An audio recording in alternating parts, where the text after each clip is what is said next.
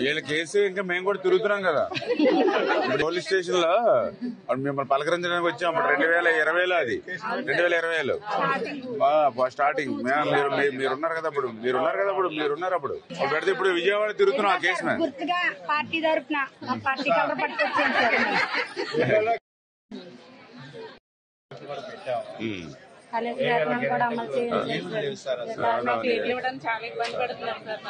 అదే మనం ఏం చేయలేంటో ఆలోచిద్దాం. దగ్గర 14 లక్షల కోట్లు కనపడుతూ ఉంది ఇది అప్పు స్టేట్ మొత్తం మీద. మరి ఏమైపోయినాయి కూడా అర్థం కావట్లేదు అన్ని. ఇప్పుడు మరి అంత అప్పు తెచ్చారు. కొన్ని అలాగనే ఏమైనా రాజధాని కట్టారా, పోలవరం కట్టారా, రోడ్లు వేసారా, ఏమైనా డెవలప్మెంట్ చేశారా అంటే డెవలప్మెంట్ లేదు. ఇవన్నీ కొంచెం నెమ్మదిగా ముందు జాగ్రత్తగా చూసుకుని మన పిల్లల భవిష్యత్తు వాళ్ళ కోసం మళ్ళీ నెమ్మదిగా ప్లాన్ చేసుకుని మళ్ళీ జీతాలు 1వ తారీఖున ఇవ్వాలి. 1వ తారీఖు వచ్చాడు పెన్షన్లు మళ్ళీ మనం దగ్గర ఇప్పుడు పెంచాం కదా 3,300 కోట్లు అవుతూ ఉంటాయి.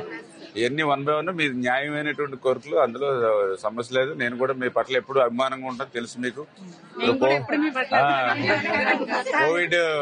కోవిడ్ టైంలో కూడా మీరే సర్వీస్ చేశారని చెప్పాను.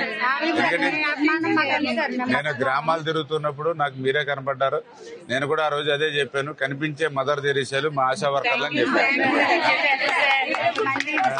అంచేత రేపు రాబోయే రోజుల్లో కూడా దీన్ని నేను బాధ్యత తీసుకుని ఎంతవరకు మనం చేయగలిగితే అంతవరకు చేసుకుంటూ వెళ్దాం 1 by 1. మీ ఇల్లు బాగుండాలి, మా ఇల్లు బాగుండడం కాదు, మీ ఇల్లు బాగుండాలి. అదే అవ్వాలి, అది కూడా ఉంది ఇబ్బంది. పాపం మా ఆశలు ఎవరైనా చనిపోతే వాళ్ళకి మట్టి ఖర్చులకు కూడా ఎటువంటి సహాయం అందట్లేదు సార్. చాలా దయమైన పరిస్థితుల్లో మా వాళ్ళు చాలా మంది చనిపోతున్నారు. అటువంటి కొంచెం మీరు ప్రభుత్వం దృష్టి అసలు ఇవాళ ఇమ్యూనైజేషన్ మేము ఎక్కడ ఉన్నాం కానీ అక్కడ నుంచి ఫోన్లు వచ్చేస్తున్నాయి, మీరు వస్తారేమో ఇచ్చేసి వెళ్ళిపోదాము అంటే ఇవాళ ఇమ్యూనైజేషన్ సార్. చిన్నపిల్లలు మాకు మాత్రమే ఇప్పుడు మళ్ళీ మనం లైన్ చేసి కొద్దిగా హాస్పిటల్ అది చేస్తే మీకు కూడా బాగుంటది. అది కూడా మళ్ళీ ఒక 5-6 నెలలు ఎంతో పడదు. ఇప్పుడు మనకి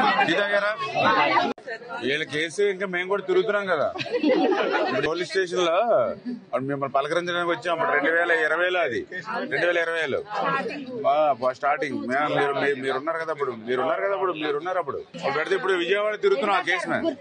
పార్టీ తరఫున పార్టీ కలర్ పట్టుకొచ్చాను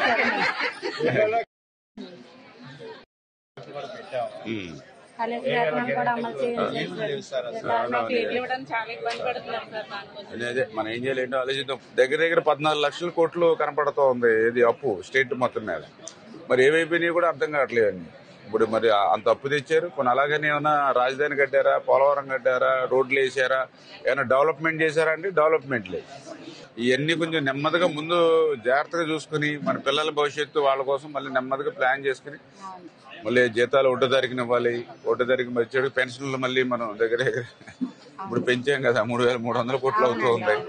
ఇవన్నీ 1 by 1 మీ న్యాయమైనటువంటి కోరికలు, అందులో సమస్య లేదు. నేను కూడా మీ పట్ల ఎప్పుడు అభిమానంగా ఉంటాను తెలుసు మీకు.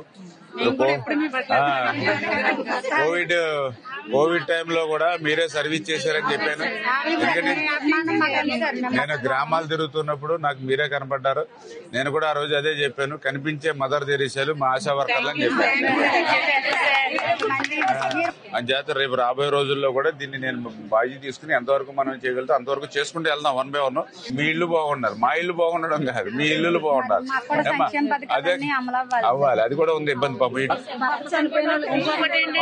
మా ఆశలు ఎవరైనా చనిపోతే వాళ్ళకి మట్టి ఖర్చులకు కూడా ఎటువంటి సహాయం అందట్లేదు సార్. చాలా దయమైన పరిస్థితుల్లో మా వాళ్ళు చాలా మంది చనిపోతున్నారు. అటువంటి కొంచెం మీరు ప్రభుత్వం దృష్టి అసలు ఇవాళ ఇమ్యూనైజేషన్ మేము ఎక్కడ ఉన్నాం కానీ అక్కడ నుంచి ఫోన్లు వచ్చేస్తున్నాయి, మీరు వస్తారేమో ఇచ్చేసి వెళ్ళిపోదాము అంటే ఇవాళ ఇమ్యూనైజేషన్ సార్. చిన్నపిల్లలు మాకు మాత్రమే ఇప్పుడు మళ్ళీ మనం లైన్ చేసి కొద్దిగా హాస్పిటల్ అది చేస్తే మీకు కూడా బాగుంటది. అది కూడా మళ్ళీ ఒక 5-6 నెలలు ఎంతో పడదు. ఇప్పుడు మనకి